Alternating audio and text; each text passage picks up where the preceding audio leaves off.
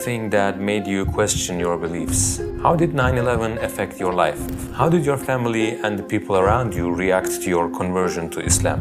I was a missionary. I grew up in a place called the Bible Belt, which there's more churches than there are McDonald's. And he looked at me and he stuck his finger in my face and he says, "You're a Muslim, man." I returned the finger and I said, "No, I'm not a Muslim. My name and that word will never be connected." He says, "The FBI is here. What have you done? You've brought the most shame to our family. What have you done?" And the guy puts a Kalashnikov. The two people that were with me, they just hit the ground.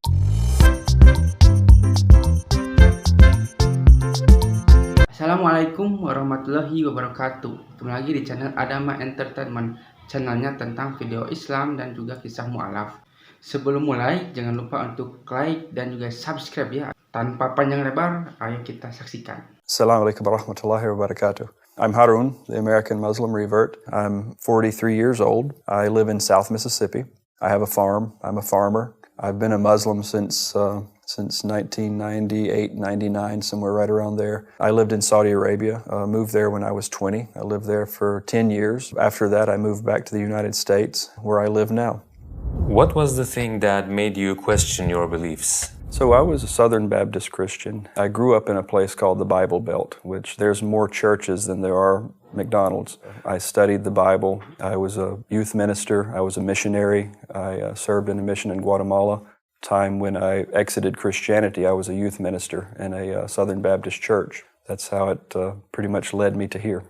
How did you first hear about Islam? I was in high school and I learned about, they taught us all the different religions, Hinduism, Judaism, Christianity, and Islam. Of course, it was slanted. The people that were teaching it were all Southern Baptists like me, which they were not going to give the whole truth. But thank God that the test that we had, it gave the 5 pillars of Islam. It told us that Muhammad, peace be upon him, was the prophet. Of course, when it was taught to me, it was like, well, this is what they believe. And that was from when Abraham left Ishmael in the desert. Isaac was the one that was to carry the prophethood. That was the way it was explained. But they did give a good picture of Islam. There was nothing mentioned that would damage the religion. It was just saying, well, that's for them and this is for us.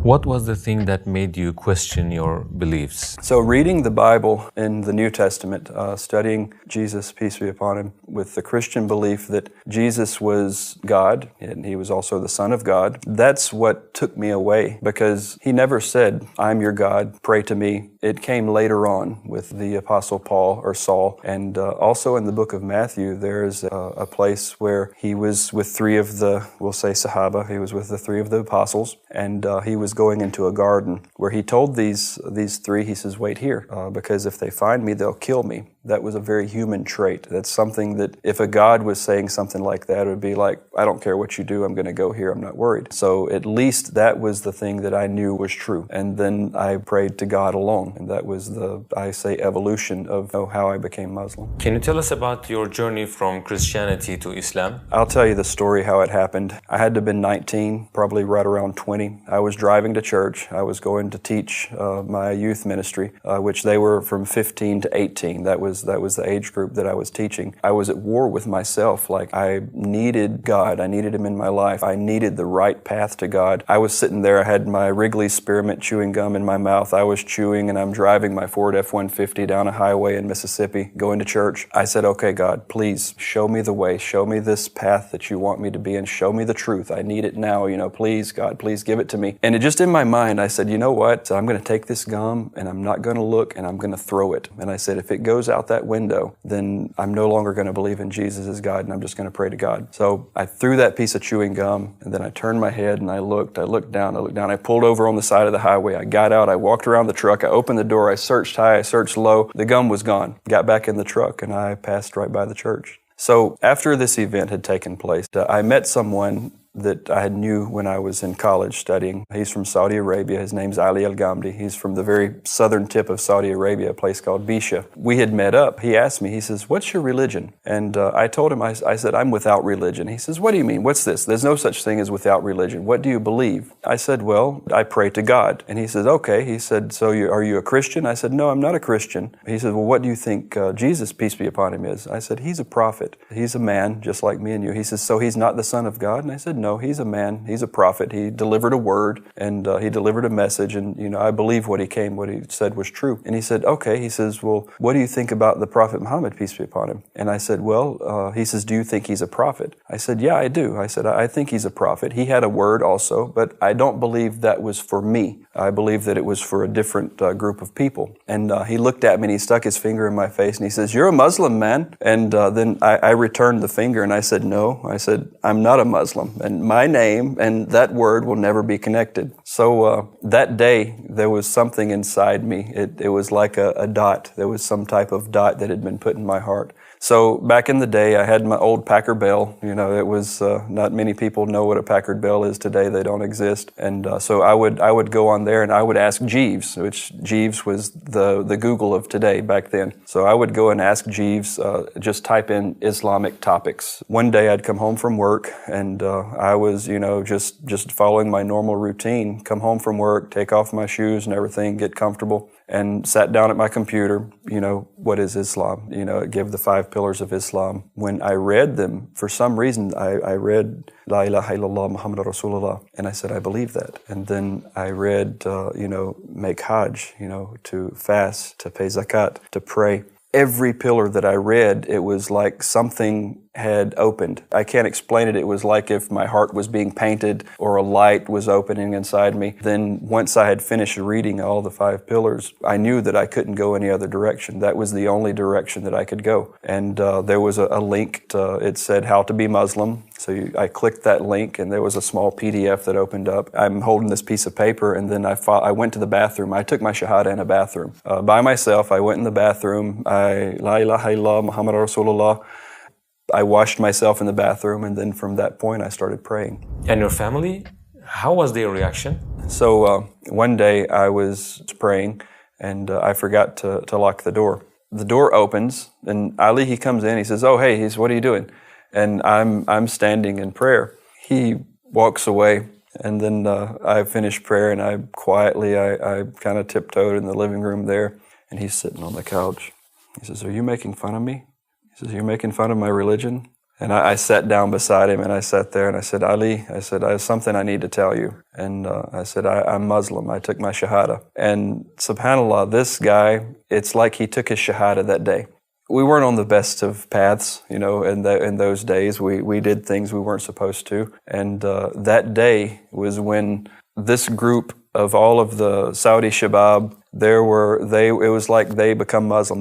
They wanted to be good because they saw me and they wanted to be good examples.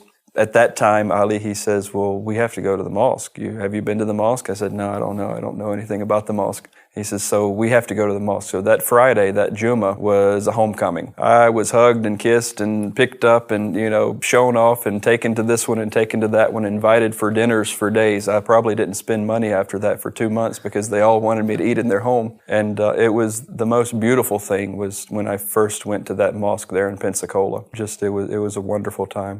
So my grandfather had a heart attack. He was in the hospital, and I had driven back from Pensacola, Florida, where I was living, to be there with him. In the hospitals, we have a waiting room, and there's a telephone there, and there's always someone sitting near that phone answering for all the families for people who are having surgeries. So I was sitting there, and my brothers in Islam knew that I was, my grandfather was ill, and there was a Saudi brother, his name was Muhammad al-Atabi, sitting there, and the phone rings, and my aunt, she's the loudest one in our family, her voice carries for miles. Phone rings, she grabs the phone. I didn't know the conversation. I'm just assuming what he told her was, "Is Harun there?" And then my aunt, Harun, is there a Harun here? Harun family? And I just I sink down in my chair.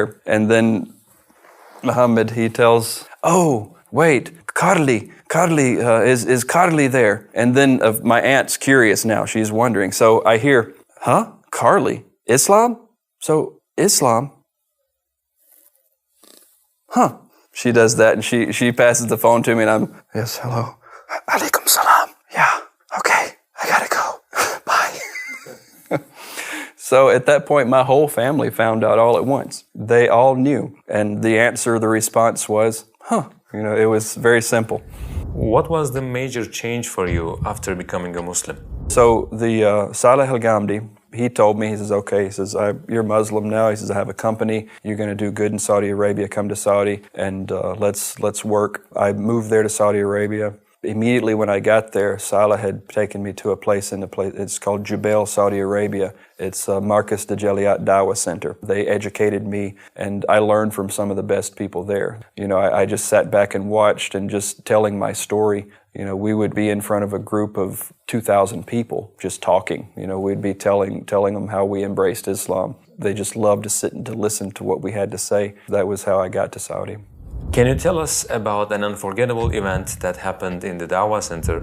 It was a prayer time, and I was coming there to the Dawah Center. So you have, in front of the masjid, there's a bathroom, and then right after there's a big open area, and then you can go inside the masjid, and then you have upstairs the Dawah Center and all. So I came walking up, and there were 3 people standing there, 3 from India. I could tell they were Hindu from the gold rings that they were wearing, the gold necklaces. So I walked up, and I said, do you need some help? They pointed, they said, oh, this place is for Muslims only.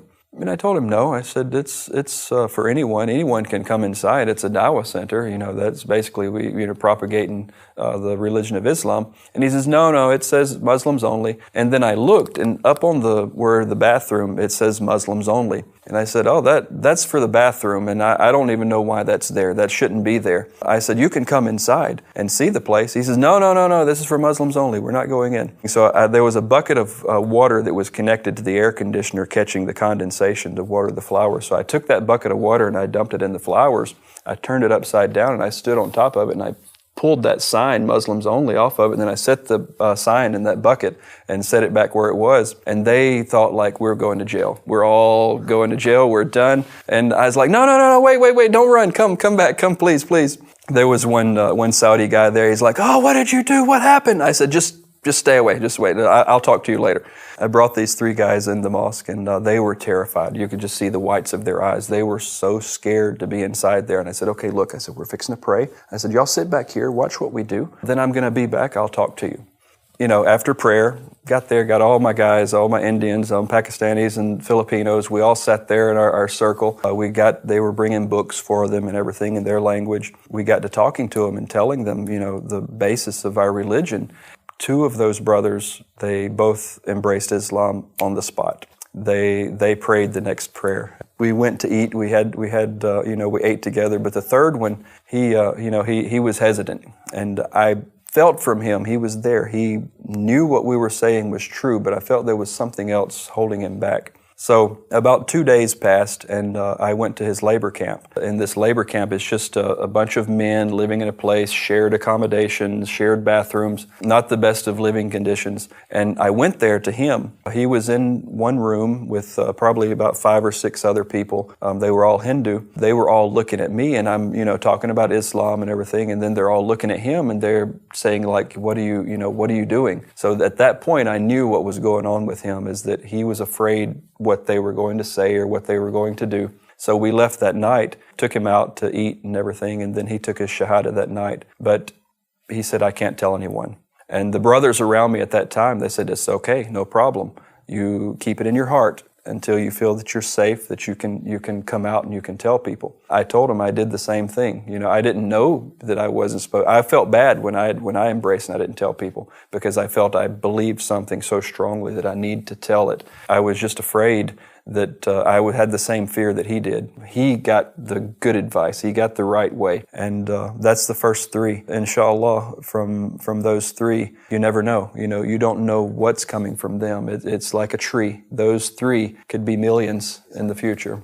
How did 9/11 affect your life, and what kind of difficulties have you experienced as an American Muslim at that time? That was a very difficult time. I was out working. I was doing my job, and I had no idea that what was happening. I received a call on my cell phone. It was one of my brothers. His name's Rashid Al-Khatib. He called me. He said, "Are you okay?" And I told him, I said, I don't know why. And at that point, I started getting afraid. He told me, he says, "You don't know what happened." I told him, "No." I said, I don't know what happened. I said, "Please tell me quickly." He said, "Your country's been attacked. Is your family okay?"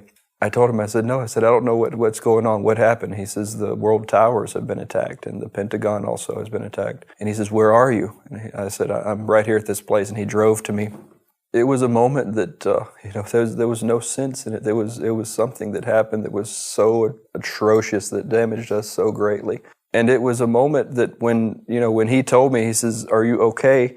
And is your family okay?" It was terrifying. And then I started to think, like, all of the people, the children that were inside. There was a daycare center inside there for the people that worked there. After he took me home. He said, "You're staying with me for a few days." Because we had no idea what was happening. We didn't know where it was coming from. We didn't know what was going to happen next. I received a phone call from my brother, and he said to me, he says, "What have you done?" And I said, "Wait, hold on a minute. What do you mean?" He says, "You've brought the most shame to our family than anything. What have you done?" And I said, "Jamie," I said, "wait a second." I said, "Hold on." I said, "What's happened?" He says, "The FBI's here. They've come here and they're asking questions about you." And I said, "Okay." I said, just rest assured, there's nothing, I've done nothing wrong." He says, "You run away from the United States and you ran to this terrorist group." I said, "Just please calm down." I said, "Give me the telephone number of the FBI agent. I'm going to call them and I'm going to get this straightened out." So what had happened is the FBI agent went to my grandfather that I spoke of earlier. When the FBI agent knocked on the door, hold up their badges to an old man like that with already a pre-existing condition, he had to go to the hospital. They had to rush him to the emergency room because he hit the floor. I got the number of this FBI agent. I called it up and I was infuriated. I was so angry at that point. And I had got on the phone with him and I said, "Yes." I said, "This is Carly Dodrell. I heard that you're looking for me." He says, "Oh yes, Mr. Dodrell, where are you? We've been searching everywhere for you." And I told him, I said, "Well, you being the FBI, if you have any sense, you'll contact the consulate where I'm registered and I'm living here in Saudi Arabia. I'm not hiding from anyone." He says, "Well, we need to talk to you. We've been searching for you and we need to ask you some questions." And I said, "Okay." I said, "But first, if you go to another family member of mine, when I get back to the United States, I will find you. I will come to you where you are at in your office and I will teach you a lesson you'll never forget."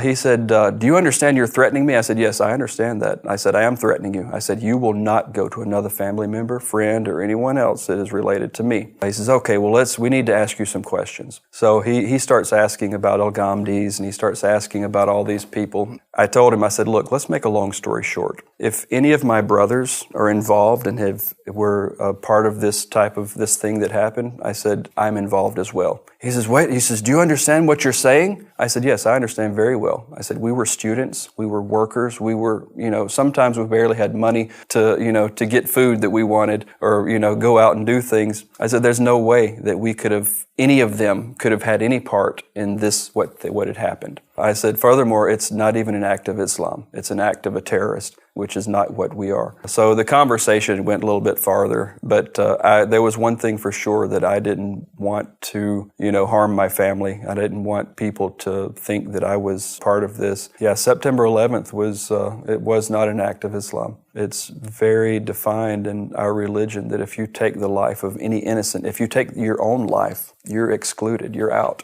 There are some people that have been misguided, that do have evil and hatred, and they are lovers of this life. They're not really followers of our religion, because our religion promotes peace and submission to one God. And it's in the name. Salam is salam. And that's peace. If our religion is named peace, how can it be that this religion is such terrorist and horrible people? If you just go and you follow the teachings and you read the Quran and you read the Sunnah of the Prophet, then you're going to know what this religion is. You cannot take this religion from what one person said or what one website said or what one preacher had published a book about. You need to go and look at it yourself and you will find the truth. But the only way that you're going to have the truth in your heart is asking God to bring it into your heart. You must go and submit yourself, open yourself up to God. If you believe in God, open yourself up and let Him show you the right way.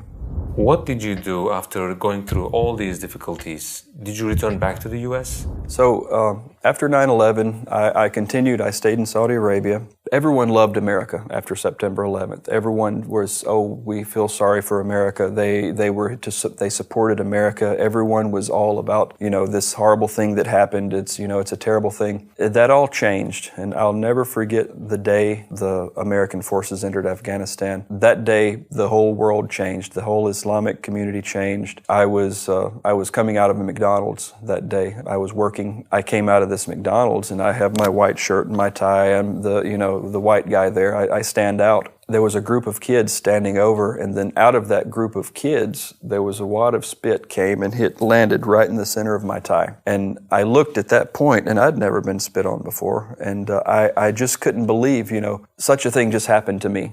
How did I get spit on? At that point, then all these types of things, there was so many attacks that was taking place on Americans, people inside compounds that were being killed. These people, the enemies of Islam, which are the terrorists, they were seeking people out in their homes. I had to be careful at that point. All my friends, they said, you can't go out, you need to stay home, you can't go out in the streets. And at that point, my Arabic was strong enough that once I spoke Arabic, it was hard to convince people that I wasn't an Arab or I wasn't someone from Islamic country. So when we would go out, people would say, oh, hello, hey, how are you? And I would say, ish tuli, ish tabiga, what do you want? They would say, oh, ana asif, inta Ameriki? Or, oh, I'm sorry, I thought you were American. I say, oh, billah, hasbi Allah wa ni'mal wakil. Ana Ameriki? Haram alik. I would say, oh, I'm not American. And then at that point, I protected myself. Where we were waiting for a brother out in the street, there was a Caprice kept circling I saw it one time, two times. I'm always aware of what's happening around me. And especially at that time, this Caprice comes and it stops, and the guy puts a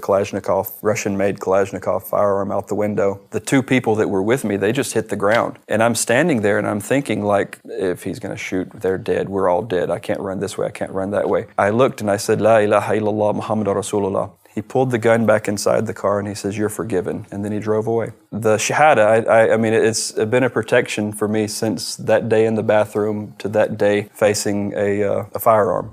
Is America a suitable place to live your religion for you and your family? A country built on accepting everyone. It's an accepting country. However, the laws and the culture, just like you go anywhere, laws are going to state that, I have the right to practice whatever I want to practice. Culture is a little bit different. We're not really culturally accepted.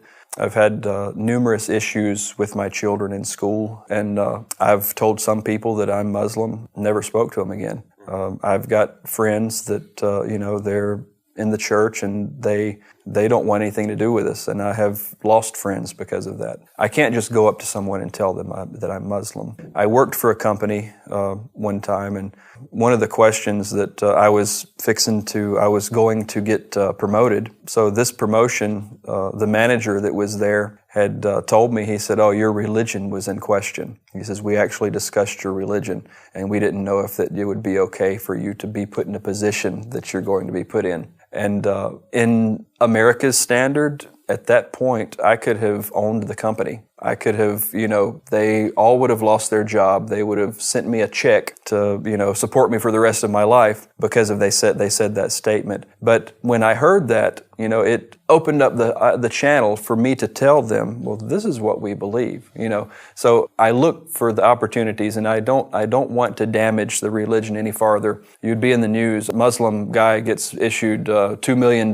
because he was discriminated against at a job interview. I don't want to damage the religion. I want to take every opportunity that I can to spread the word.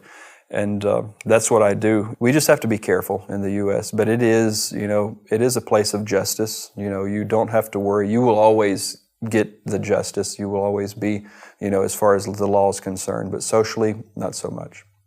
While I was on my way to the Mosques of America tour, I got pulled over, and one of my headlights just went out all of a sudden. And so when I got pulled over, the sheriff's deputy, there were 3 vehicles. I don't know why there were so many. And so I said, I'm a YouTuber. Do you mind if I video? He says, oh, no, go ahead. You can. So I got the camera out, and I said I was having problems with the video. I think my camera was full, so I just went live. I said, okay, I'm just going to do it live. So I went live. I set the phone on the back of my car, and this police officer, he's coming up. He didn't know, They went and checked everything out. I didn't get arrested. I didn't have any criminal background. He told me, well, you need to fix your headlight. And I said, I will. I'll get it fixed. And he says, I'm curious. He says, I just have to know. And then I knew exactly what he was fixing to ask. I said, okay, here's my door. Here's my opportunity. So, all these blue flashing lights in the background, and here I am, the Harun, the American Muslim revert, fixing to make dawah to a police officer, and 7 or 8 others standing there with firearms and dogs and everything else. So he asked, he says, I have to ask. He says, what's your YouTube channel about? And then I told him. I told him exactly, I was able to deliver a message to him.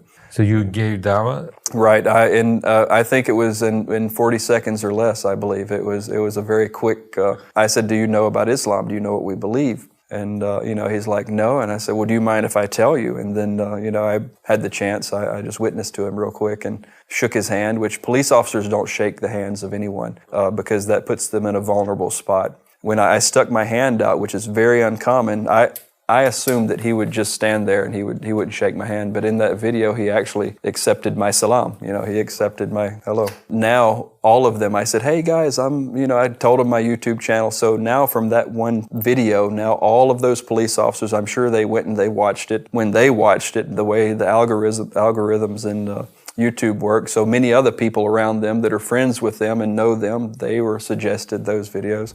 If someone is curious about Islam, how should that person search about this religion? So if you're interested in Islam, the first thing would be, you're going to look online. But for every one good website we have that's true, we have 1,000 that are built to mislead. And even among our own beliefs and our own religion, we have certain people that believe something completely separate from what our Quran and our Prophet teaches us. So I would say that going to the internet and then also finding someone that can help you, that you can ask questions that you trust. And, there are mosques everywhere. If you just go Google mosque near me, you're going to find one. You can, find a mosque and find a good brother to help you out.